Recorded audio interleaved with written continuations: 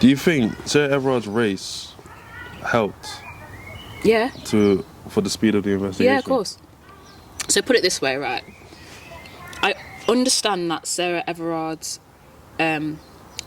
what is surrounding Sarah Everard is the fact that she is a woman, and that it's about women's safety and women who are being affected by sexual harassment, rape, kidnap, all of that. Yeah. But if we look at Richard Okorogheye, yeah, when his mum, like, bearing in mind, like, what, he's 19, right? Yeah. So his mum said to the police, I can't find my son, I don't know where he is. And they said, how can we find your son if you can't? Yeah. He'd been missing for a longer time than Sarah Everard had when she was reported missing, and police moved like that. Well, and that's not even her parents, that's anything, it was her friends. Yeah, this is what I mean, like, and like I deeped it, I worked it out. She was last seen on CCTV in a park near Clapham. I think that was reported on the Tuesday. Her body was found either on the Thursday or Friday in Kent. Now, from Clapham, which was last seen, do you know how far that is, bro? 54.6 miles. I wasn't expecting that answer, but yeah, no. Come on. Research. 54.6 miles. You're last seen here today, yeah? And then someone just randomly finds you in between Sheffield and Leeds. Like, bang on in between. Like, Sheffield's like 45, Leeds is like 60 something. Exactly. Yo, do you know how far that is? And they found her. Exactly. I think that's crazy. A lot of people think, personally, I don't know if I'm going to include this, but personally, a lot of people are like, yo, you're being inconsiderate. And like, nah. I know I'm not, because I think there's a conversation to have. Human's human at the end of the day. Like, don't get me wrong, what happened to her was awful, and I'm not, like, watering down that issue. But at the same time, what happened to another person was just as awful, and the only reason why he was found when he found was because of media pressure. Like, there's a big difference between finding someone because you want to find them and finding someone because you not doing anything about it is going to look bad on you. Yeah, you're pinned against the corner. Do you know what I mean? Yeah, man. And like, a lot of people try to say, oh, I'm trying to say there's a bigger picture. I'm not saying there's a bigger picture, I'm just saying there's another conversation to be had. Exactly. Yeah. Because do you know how many, like, black women are missing from London every day, bro? Oh, these two girls came through. These two girls came through and said, I'm not trying to be funny. 2 white girls, and I rated it. I'm not trying to be funny. People go missing all the time. All the time. Like, she was like, why is this girl so special? And I was like, oh, I don't know, maybe because she was an officer or blah, blah, blah. She's like, They said it's because she's white, it's because she was 33 and she's like, low-key, like, for some reason, that's kind of young. Apparently she was pretty, like, all of this amalgamation of things, like, just added to a news story. I do, like, 100% I get that. I think also because it is the awareness of the fact that women are never truly safe, because they were like, she did everything right. She texted her mate to say that she was leaving, called her boyfriend on the phone, and she was wearing running gear, and they were like, okay, like, there's nothing that women can do to be safe. So I do get that. But also as well, this is going far back. If you look at the Jack the Ripper cases, yeah? Okay. Loads of the demographic of women that were going missing were sex workers. Okay. So it was horrific and whatnot. But the investigation only sped up when a woman who was not a sex worker died. That's bad. And then they were like, the headline was, he got his first innocent victim. So with these things, at the end of the day, that makes me think, are you looking for people who you deem worthy to be found? Or fit your criteria of, you know what, actually, that is bad. Do you know what I mean? So it's tough. Do you think women should be able to carry pepper spray? Yeah, definitely.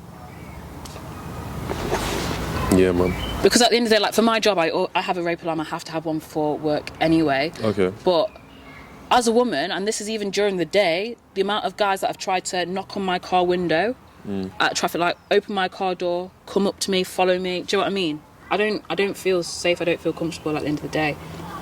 And I had this someone decided to pop up to one of my stories about, do you think women should be able to carry pepper spray? And they were like, oh yeah, well, the women are trash guys are going to abuse it.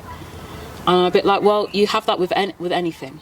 Do you know what I mean? Yeah. So just because you've got a few people who may take that to the extreme, you're now going to negate the safety of a whole demographic. Don't make sense to me, that. Yeah, man. Well, a lot of people think, it's not realistic. And I was like, It is it's super realistic, realistic. I think it's super realistic. And like, it's done ones where it's pepper spray. Like, you you can blind people with it, bro. So it is actually dangerous. But again, I'll take my chances. again with the thing, yeah, I'll do it. with pepper spray, you're gonna have to now police the use of that. So now More work. it's more work because you're saying now only women can carry it. But then you're like, okay, now that women can carry it, maybe is there another demographic that may be allowed to use it, like other vulnerable men? Yeah. Do you know what I mean? Homosexual men. Yeah. Exactly. Trans. Yeah. Exactly. I get you. So and then you're holding a floodgate. That's why it's just easy to be like, nah. But also as well, for the guys who think, you know what, the men are trash, women are going to abuse that. Yeah. If you're not trash, that won't happen to you at the end of the day. If you're worried that a woman is going to use it on you, probably check yourself and see what you're doing. It's behind you here, on your left. I knew it. I was about to drink that. Gone to reach for that, right? But yeah, so I'm like, if you're worried, bro, what are you doing? Yeah. I think they're trying to cross every box, but yeah, man. It's too difficult. I'll be real though. I didn't rate the list of things that men should do to make a woman feel safe, innit? I didn't rate it. Because at the end of the day, I don't know who made that list, but just because that's the list for you doesn't mean it's my list. Yeah. I didn't Left agree. side, bro. I just didn't agree with it. What's going on? Give me here. But yeah, just because it's your list doesn't mean it's my list. Yeah. So that might make you feel comfortable, but it might not make me feel comfortable. It might make me feel more on edge. At first, I was a bit of a dickhead. I was like, no, I'm not crossing the road for a woman. I'd appreciate it though, bro. Well, that's what I mean. Like, I know you, so it's calm, but you're tall, bro. That's what I mean. I was like, oh, it's like, because it was on the list. I was like, these are the things that you can do, but I was looking at them like declarative statements, like I should do them, innit? Or like, you're a bad person if you don't do these. And I was just like, yo, like blood. it helps. And it's just I don't want to say chivalrous in the attempt of like you're trying to flirt, but like it's just calm. Yeah, it's just being mindful and empathetic of other people. I hear it. It's just about thinking of others a bit more. I super hear it, but I can't lie. When I first saw it, I was like, no, I'm not doing that. What was it? There was a bag of them. And I was just like, what is this? And then that's when I saw the girl's story, and she was just like, if you haven't shared any of this, you're a bad person. It is a bit mad though, because like the way I see it, I think I spoke about this on one of my pods though, like I would really, really appreciate it if it's dark and I don't know you and you're a male, don't speak to me. Yeah. Don't speak to me. Well, that was one of them. One of them was like, oh no, it might have just been a smile, or like just a quick hi. I don't know. No, that's fine, but like, I don't want you to come and make conversation with me. Yeah. Like, no. I don't want that anyway. Because I know it gets dark at 4 p.m. in October. That's lock-off time. Don't speak to me after then, bro. Curfew. Do you trust police? After the case. Yeah. Questions? Yeah and no. Okay. So like in my job, I deal with the police a lot. Okay. And like, as awful as it is, I've come across some proper scumbags, bro. Not surprising. So like, it's tough because I'm like, oh, I guess I trust the institution, but I don't trust the institution because it's the same, because with any job, you've got some people who are proper arseholes, and it's annoying because the police don't filter that out enough. Because a lot of people, no, that's not fair to say. Some people who go into the police don't have your formal education because, for whatever reason, some people just don't want to go to uni, and that's fine. I'm not saying you have to go to uni to be the police. Yeah. But that you also have to be mindful that there's a certain demographic of people who didn't take their education seriously, could do nothing else and decide to go into the police. And that for me ain't good enough, because you have to be educated on certain issues, so certain social issues, certain political issues, and not have certain views to do that. Like, I just don't think, like, I think the police are for the police and for, I don't know, regulation's sake rather more so than the people. Because I've had conversations with some police where, like, I know of someone who basically breached their bail because for their own safety, they couldn't fulfill their bail, innit? So I called the police on their behalf to be like, just to let you know, this is why they breached their bail. when they turn themselves in to the police, can you be mindful of this? They're like, well, that's really not my problem. They're like, looks like they're just going to have to get arrested then. And I was a bit like, that isn't... Because the whole point of the police, well, from my perspective, should be to serve and protect the people. Yeah. And that's not what they're doing. They're serving and protecting, but I don't know what that is. Whether it's certain regulations, whether it's an institution, do you know what I mean? So,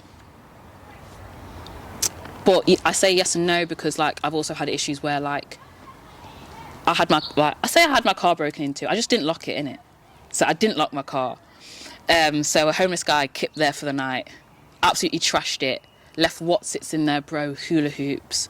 Do the salt and vinegar ones? They stink, bro. I'll eat a salt and vinegar hula hoop. They're banging, bro, but they smell. They left cig ends in my car, screwdrivers and that. I called the police and they were out within 15 minutes. Crime scene investigation. Do you know with a little brush? And they were like, did you touch anything in there? And I was like, bro, I touched everything. But he was like, it's fine, I'll still bag it and take it to forensic. I just won't tell them so they can do it for you. And honestly, they sorted me right out. They proper helped. Okay. But then again, it can be down to the people because you've got some people who love their job and are there for for good reasons in it. Yeah. But also at the same time, he had to bend rules to be good. Do you know what I mean?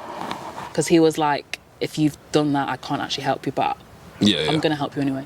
So it is a yes and no thing at the end of the day. I don't really I don't rate police. Like, as I said, I deal with them almost on a daily basis.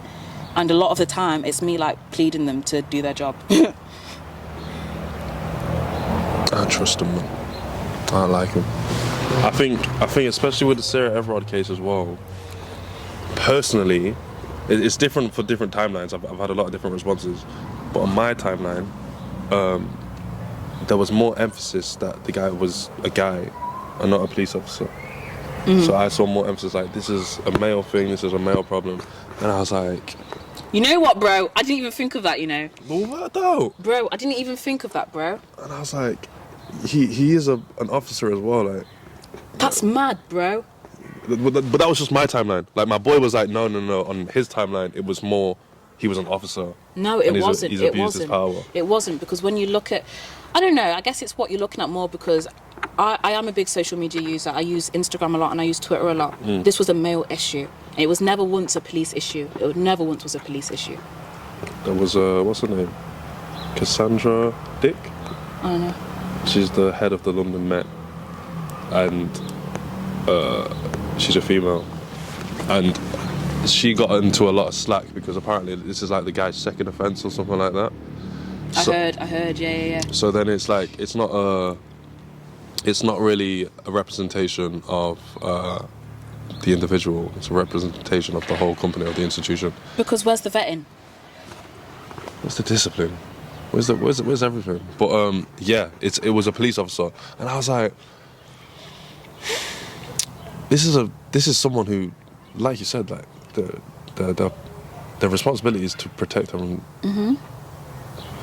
Protect and serve. Wow, that went out of my head.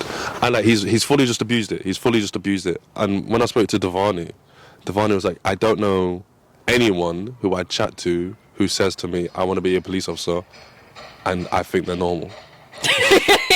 Big mad thing. You know what? Yeah, I actually thought that, because I've had someone say to me, yeah, I'm gonna go into the police, and I was like, you know what? That don't surprise me, bro. Yeah. As awful as that is. Police and bus drivers, I don't trust both of them. I think they both abuse their power. I think some bus drivers are on a mad power trip. I've seen a bus driver wait until someone gets to the door and drive that blood clot down the road. I saw a bus driver see me, see him, see me. And do you know when the bus is facing you and you're running towards it? It's facing you. Bro. He saw me, see him, see me, see him. I saw it. And then I've got to maybe a meter away and he's closed the doors and he's just dipped. And it was the 28, which is just a painful bus to miss. Bro. Saw me, see him, see me, see him. And do you know how regular the stops are as well? Oh. So you're not going to be late to the next one because it's 30 seconds. My boy, who's actually hard, he was like, listen, deep it. Like, he didn't want you on his bus, fam. he was like, being a bus driver is such a mundane job. Like, it's very boring. And I was like, no, it's not. He's like, no, it is. It is, You're doing bro. the same job. It's very boring. He might just need something to make him laugh. And I was like, You know what? It is true though, because He Joe made a is point. like Creasy. Like, He made it's a them point. and like Joe Tesco security staff. I'd be dying for someone to steal a Twix, bro. let me do something. Do you know what I mean? Let me do something. Let me clock it. But yeah, man, I heard it. I don't know No, it is true, and I haven't actually thought about it like that. what Because they've let people run on the fact that this is a male issue. Like, yeah, obviously it is, because women do get sexually harassed on a daily basis, but the fact that you've just let one bad apple be in that position, not his first offence, what is that saying about the police? Like, that, it's mad. take the stick that he's a man instead of taking the stick that he's a fed. And I was just Yeah. it was just a bit weird to me. But I say that about everything. I was just like, well, I just thought it was genuinely just a little bit like, yeah, that's a bit I've never thought of that. misrepresented. That's the last question. That's true.